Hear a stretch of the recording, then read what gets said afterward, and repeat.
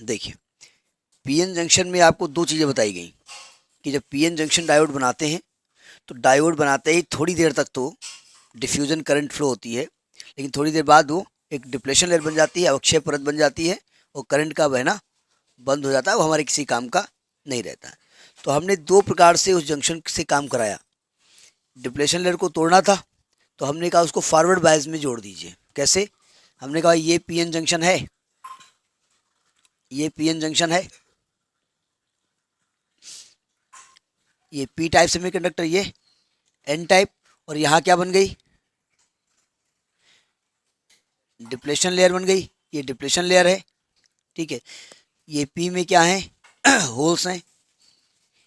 N में क्या है? इलेक्ट्रॉन्स हैं। यहाँ पर क्या है? जंक्शन पे क्या है? यहाँ पर एटम्स हैं। जंक्शन के बीच में, डिप्लेशन के बीच में क्या है? एटम्स हैं। भाई एटम्स ही तो है ना। किसी एटम से एक इलेक्ट्रॉन निकल गया था, वो होल बन गया था।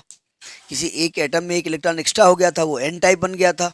तो जब इलेक्ट्रॉन एन टाइप वाले से जंप करके होल वाले में चला गया तो वहाँ जो एक्स्ट्रा था वो चला गया, वो बन गया एटम, और वहाँ जो कमी थी वो पूरी हो गई, वो बन गया एटम। तो यहाँ एटम्स होते हैं, ठीक।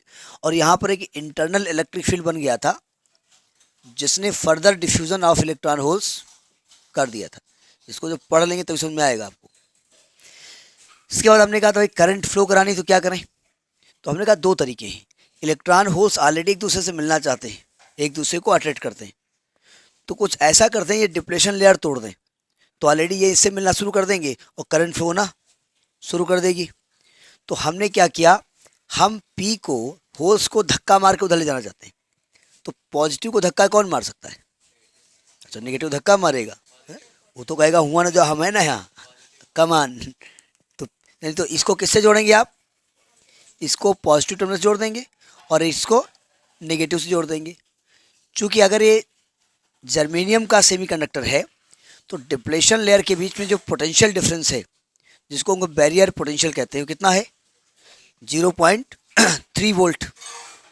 देखिए, पोटेंशियल डिफरेंस 0.3 वोल्ट है और 0.3 वोल्ट को क्रॉस कराने के लिए जो एनर्जी देनी पड़ेगी वो 0.3 इलेक्ट्रॉन वोल्ट होगी। भाई आप जानते हैं पोटेंशियल डिफरेंस का फॉर्मूला होता है W/Q। तो अगर V 0.3 वोल्ट है, एनर्जी देनी है W, और Q क्या है? इलेक्ट्रॉन, तो W के लिए क्या हो जाएगी? 0.3 E। यही इसी को तो इलेक्ट्रॉन वोल्ट कहते हैं आप, ठीक है। तो यानी कि आपको इस, अगर जंक्शन को तोड़ना है तो 0.3 वोल्ट पर्याप्त है, तो 0.3 वोल्ट के लिए एक सेल ही पर्याप्त है, तो यहाँ बैटरी लगाने की ज़रूरत नहीं पड़ती। मैं कल की बात बता रहा हूँ। तो अब जैसे आपने इसमें वोल्टेज लगाया और ये इस पॉजिटिव टर्मिनल ने क्या किया? इन होल्स को धक्का मारना शुरू किया। नेगेटिव ने क्या किया?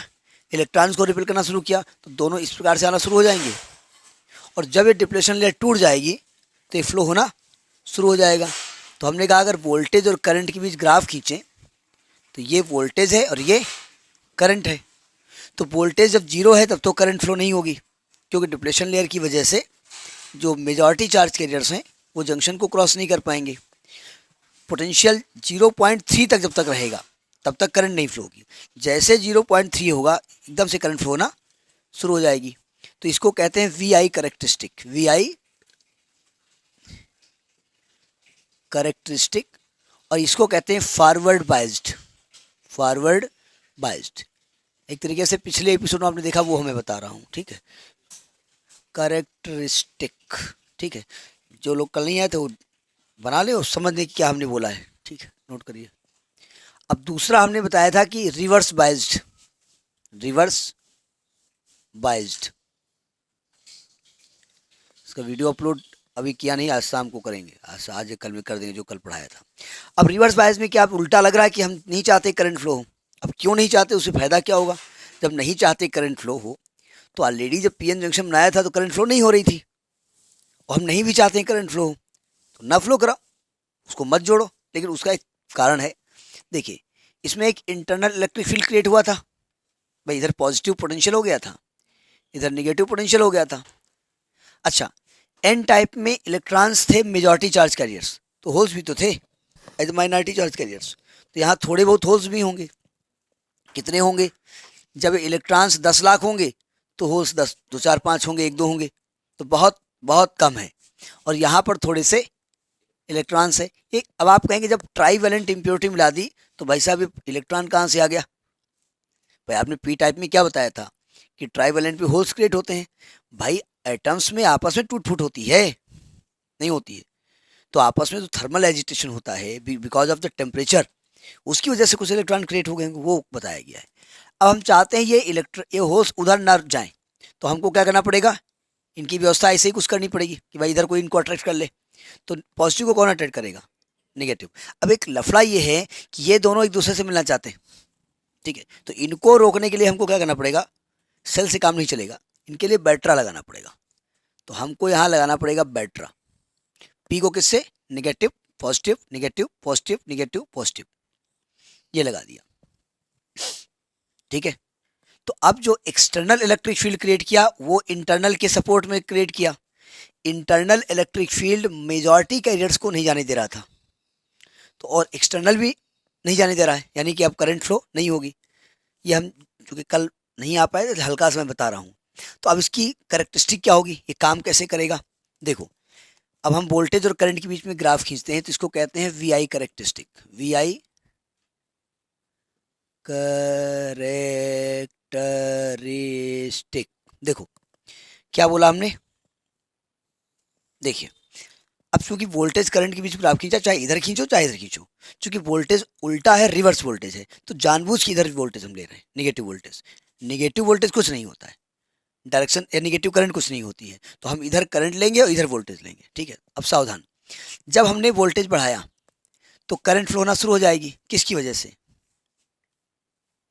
ये वोल्टेज, भाई देखो, जब हम इसको बनाए थे तो हमने कहा था मेजॉरिटी को सपोर्ट करेगा, सॉरी माइनॉरिटी को, लेकिन माइनॉरिटी जाएंगे कहाँ?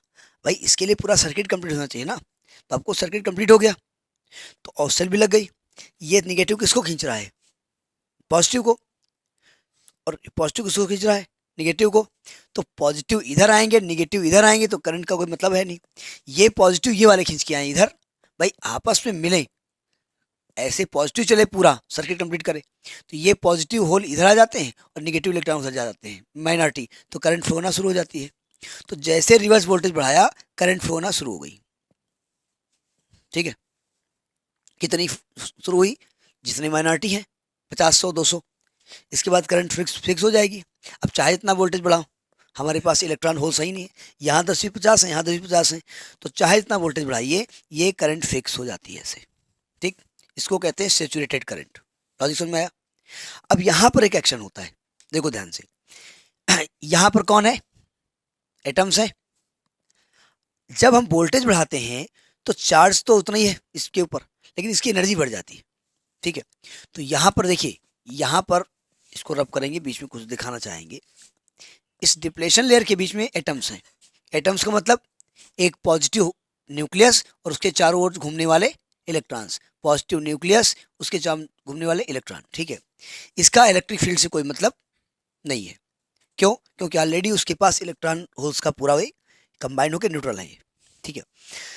जब ये माइनॉरिटी इसको क्रॉस करते हैं तो माइनॉरिटी की एनर्जी बढ़ रही है ना, तो माइनॉरिटी की जो एनर्जी बढ़ती है तो बार बार क्या करता है? मेजॉरिटी को हिट करता है, सॉरी एटम्स को हिट करता है बार बार, ठीक है? तो एटम्स को अब देखिए वोल्टेज बढ़ता जा रहा है, एनर्जी बढ़ती जा रही है, हिट कर लिया, लेकिन कितनों हिट करे, ये इलेक्ट्रॉन ऑलरेडी अपने न्यूक्लियस के साथ बंधा हुआ है, एक फोर्स उसके ऊपर लग रहा हुआ है, ठीक है? लेकिन एक ऐसी इसकी वोल्टेज आ जाती है कि इसकी इतनी एनर्जी बढ़ जाती है, इतनी कि ये इसके इलेक्ट्रॉन को डिटैच कर देता है, बाहर निकाल देता है।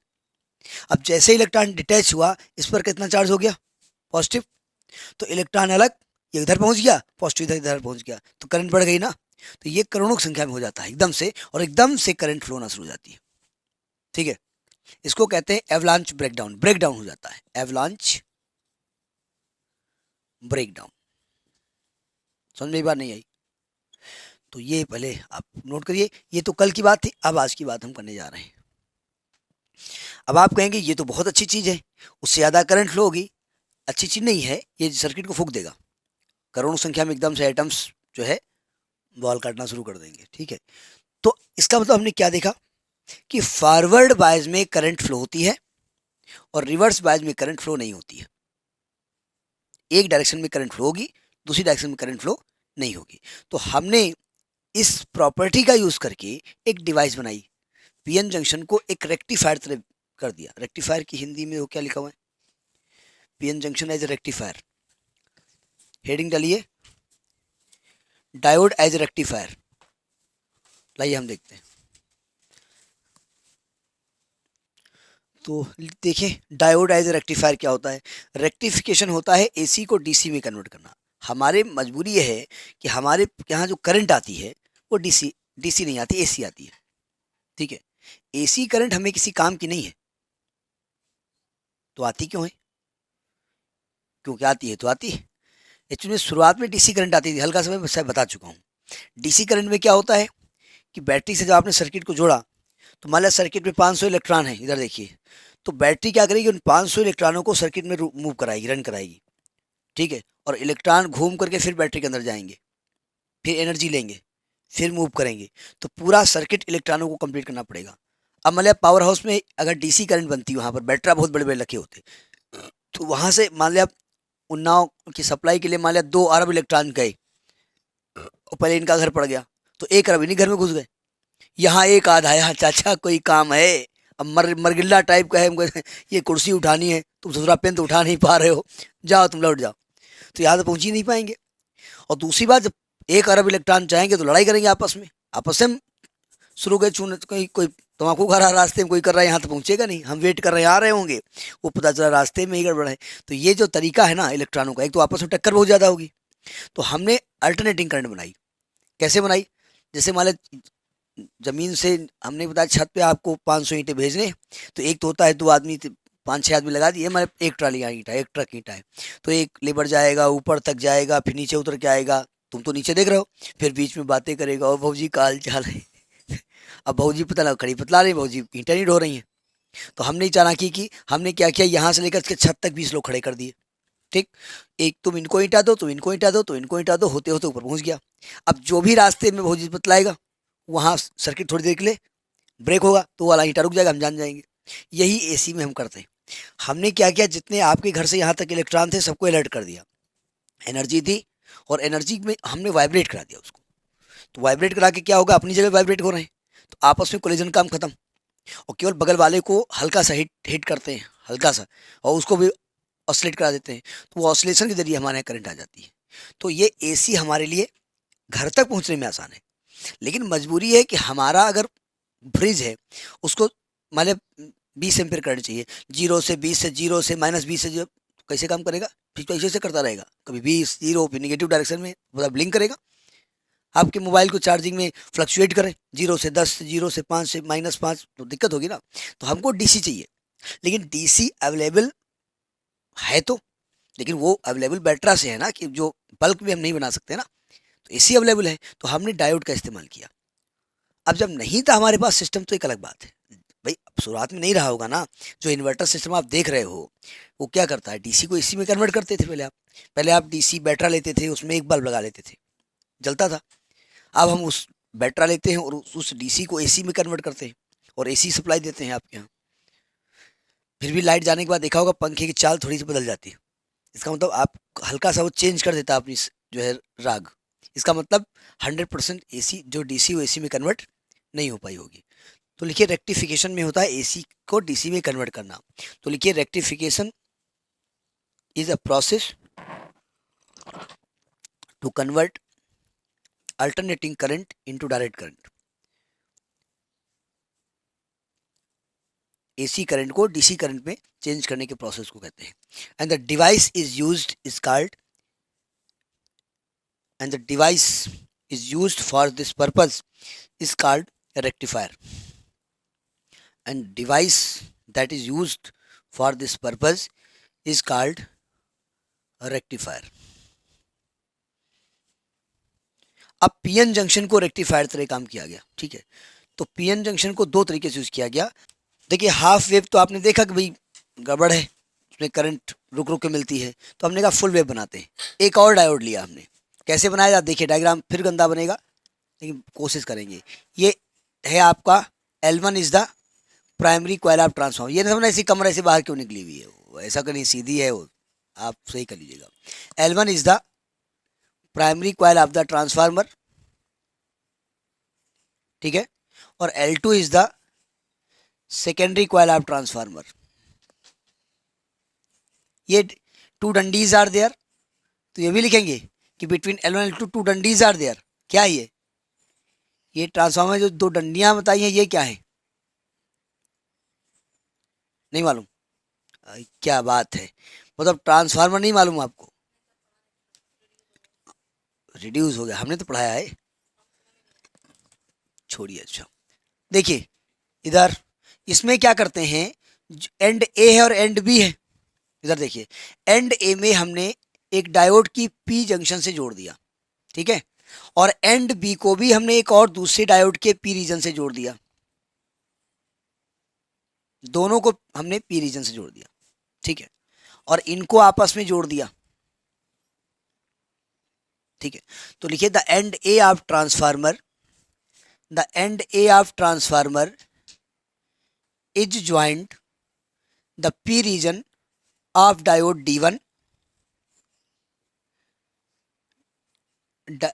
P region of diode D1, and end B is connected to P region of diode D2,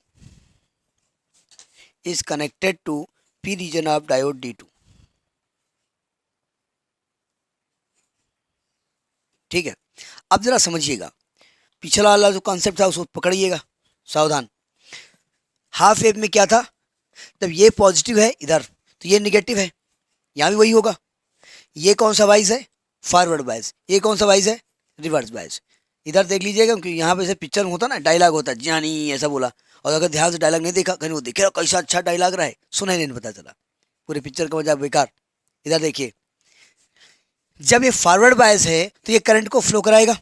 कैसे फ्लो कराएगा, इधर से होल्स आएंगे, यहाँ पे ये अलाउ करेगा, ये तो करंट फ्लो नहीं कराता ना, तो ये होल को अलाउ नहीं करेगा इधर, तो करंट फ्लो होगी। यानी जब इधर ये फॉरवर्ड बायस था, ये होल्स इधर आए, इनसे कहा दादा जाने दो, जानता नहीं मैं रिवर्स बायस हूँ, नहीं जाने देगा। कहना अच्छा बेटा तुम फंसोगे तो हम बताएंगे। दूसरे हाफ साइकिल में ये पॉजिटिव है, ये फॉरवर्ड बायस है, तो ये पहुंचेंगे कि भाई जाने दीजिए। बोले याद है एक दिन हम आपसे मिले थे, हमने कहा था जाने दीजिए, ऐंठ रहे थे, अब तुम निकलो बेटा। तो दोनों ही केसेस में जाने नहीं देंगे, तब हम क्या करेंगे, हमने क्या किया, इस डायोड का जो सॉरी ये जो ट्रांसफार्मर था ना, इसके सेंट्रल पार्ट को टैप किया। टैप जानते हो ना, जो टेप यूज करते हैं आप बिजली में, वो टेप नहीं होता, वो टैप होता है। 10 बार टेप दे दो। भाई हम लोग तो अंग्रेजी बोलते हैं, हम लोग साइकिल के कैरियर पे बैठते हैं, कैरियर होता है, कैरियर होता है। हमारी साइकिल भस्ट होती है, बर्स्ट नहीं होती है, हैं। तो हम तो अंग्रेजी अपने हिसाब से बोलते हैं, वो टैप होता है। हम क्या करते हैं, इस जो भाई ये क्या है, ये कॉइल जो है एक मेटलिक तो है ना, हम यहाँ इसको कट कर देते हैं, थोड़ा छील देते हैं, और छील के वहाँ पर लपेट देते हैं, उसको टैपिंग कहते हैं। तो यहाँ पर टी पॉइंट पे टैप किया और हमने ऐसे अपना लोड रेजिस्टेंस लगाया, ठीक है, ये लोड रेजिस्टेंस लगाया हमने, पी LM ऐसे लगा दिया। अब देखो ध्यान से, जब ये फॉरवर्ड वाइज होगा, ये रास्ता तो बंद है, तो इस रास्ते चला जाएगा, और ये इस रास्ते जाएगा। भाई इधर जाएगा, बोले उधर ना जाना, वो कल जो नहीं आए थे दादा जिनको हमने नहीं जाने दिया, वही है, वो तुमको नहीं जाने देंगे। बोले कोई बात नहीं है, शॉर्टकट बीच वाले जैसे, समझ में ही पानी आई। तो पहले इस डायग्राम को बना लीजिए, फिर बात की जाए। लिख लिया।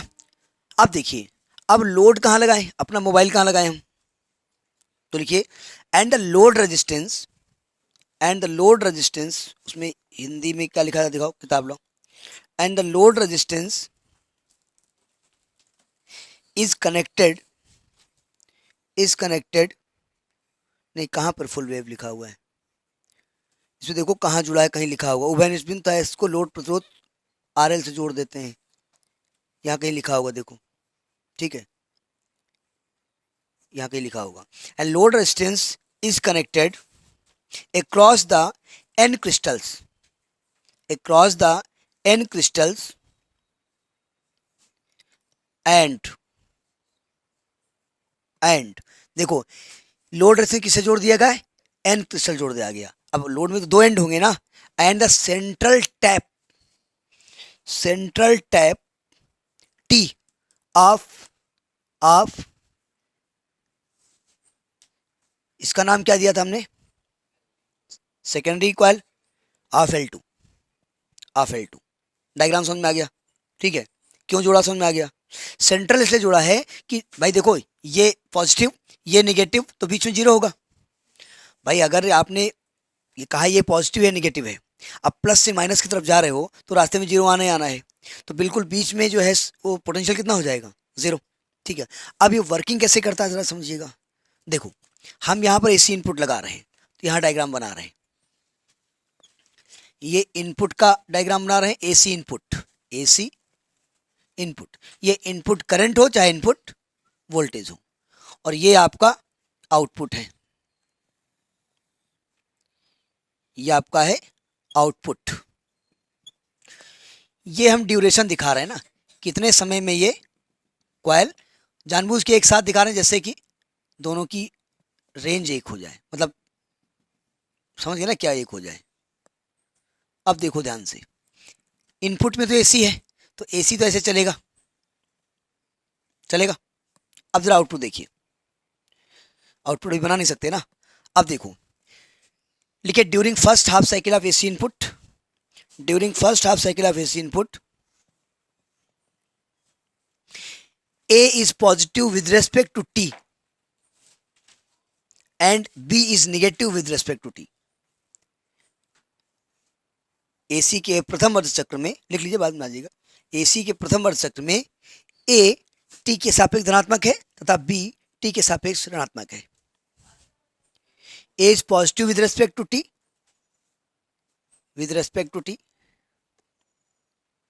and B is negative with respect to T। अब देखिए जब A पॉजिटिव है तो diode D1 is forward biased and diode D2 is reverse biased, and diode D1 is forward biased and diode D2 is reverse biased. Diode D1 जो है वो अग्र अभिनत है और डायोड D2 जो है उत्तम अभिनत है, and diode D2 is negative reverse biased. So current will flow due to D1 किस डायरेक्शन में फ्लो होगा, from L to M, from L to M, ऐसे फ्लो होगा, होल्स ऐसे आएंगे, तो इस प्रकार से करंट फ्लो होगी। समझ में आई बात, यानी and we get the current in the circuit, and या we get current in the load. समझ में आ गया, फ्रॉम L टू M लिख दिया आपने, लॉजिक समझ में आ गया पहला। अब आगे लिखिए, डायग्राम बाद में रहेगा, during second half cycle of AC input, during second half cycle of AC input, during second half cycle of AC input B is positive with respect to T, B is positive with respect to T,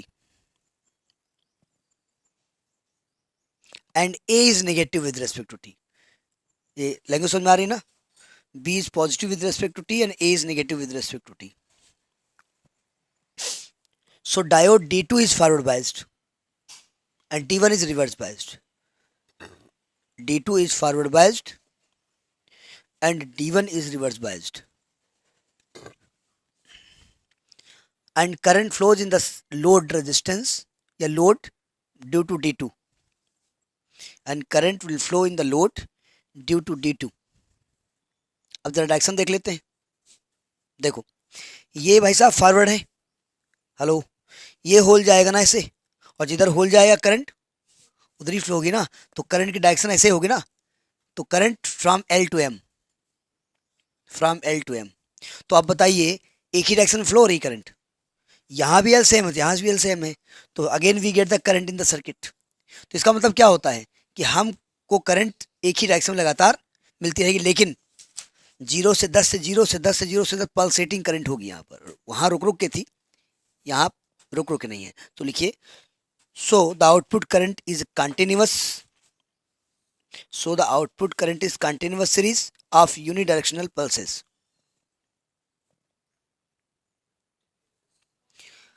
continuous series of unidirectional pulses. वहाँ पर शायद हमने वो नहीं लिखा था रुक के फ्लो होती, वो लैंग्वेज बढ़ा दीजिएगा, हाफ वेव में रुक की फ्लो होती शायद लिखाना भूल गए थे। समझ में आ गई बात, ये करंट आपके लिए बढ़िया है कि नहीं है, यानी आपके आपके उसको जीरो, आपने मोबाइल लगाया 0 से 10 से 0 से 10 से 0 से 0 1 2 3 4 5 6 7 8 9 10 9 8 7 6 5 4 3 2 0, ये करंट ठीक है। ये भी करंट लगभग एसी है, अल्टरनेटिंग करंट है ना, केवल डायरेक्शन ही चेंज हो रही है, तो ये भी हमारे किसी काम की नहीं है। तो काम की करंट क्या होगी इसके बारे में बाद में बात करेंगे, ठीक है। काम की करंट का मतलब हमको फिक्स करंट चाहिए कि 10 वोल्ट तो 10 वोल्ट, ना तो 9.8 ना तो 10.1, 10 वोल्ट तो 10 वोल्ट उसको। अच्छा एक क्वेश्चन और आता है, ये ट्रांसफार्मर क्या कर रहा है यहाँ पर? भाई क्वेश्चन ये उठता है, जब इसमें अल्टरनेटिंग करंट ही अप्लाई करनी है और यहाँ पर अल्टरनेटिंग करंट है, भाई ट्रांसफार्मर एसी को डीसी में थोड़े कन्वर्ट करता है, तो एसी को ही तो हमको करना है, तो एसी को हम यहाँ अप्लाई कर दें डायरेक्ट, तो हम ये ट्रांसफार्मर काहे लगा रहे हैं? जी हाँ भाई, हम बाहर से 220 वोल्ट लेके आए, हमने अपनी फ्रिज में लगाया, फ्रिज को वाले 150 वोल्ट चाहिए, तो पहले तो 220 एसी को 150 एसी में कन्वर्ट करेंगे, तो ये ट्रांसफार्मर क्या करेगा 220 को 150 में कन्वर्ट करेगा, फिर 150 एसी को हम 150 डीसी में कन्वर्ट करेंगे। हमको मोबाइल चार्ज करना है तो हमको 5 वोल्ट चाहिए, अब जो भी उसकी वैल्यू होती हो, तो हम पहले 220 को 5 में कन्वर्ट करेंगे एसी में। तो ये ट्रांसफार्मर हमारे इनपुट की वोल्टेज को कम ज़्यादा करता है पहले, और इसके बाद हम आगे सप्लाई करते हैं, ठीक है। तो ये आपका हो गया। इसके बाद बात करेंगे, इसको फिल्टर करेंगे हम, ठीक है, इसको बिल्कुल स्टेडी करेंगे, फिक्स करेंगे, ठीक है, बाद में होगा सब।